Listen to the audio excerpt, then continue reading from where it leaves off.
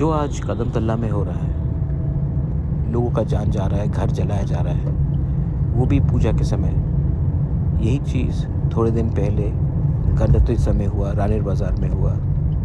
मुझे लगता है कि ये जो किया जा रहा है, ये इसके पीछे किसी न किसी का हाथ है। ये लोग चाहते हैं कि त्रिपुरा में वायलेंस हो, जैसे मणिपुर में हुआ, और आज मणिपुर 20 साल पीछे चला गया है वायलेंस के लिए। त्रिपुरा भी पीछे जाएगा। मैं नहीं चाहता हूँ ये सब हो।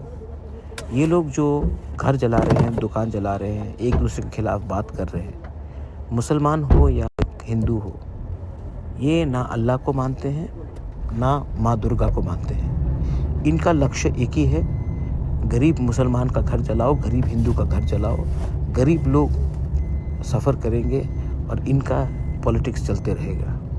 मैं आप सबको अपील करता हूँ, इस समय शांति रखो।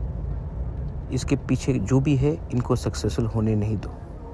मैं इसके नीचे जाकर पकड़ना चाहता हूँ कि इसके पीछे कौन ये शैतान है जो हमारे राज्य को बर्बाद करने के पीछे पड़ा है।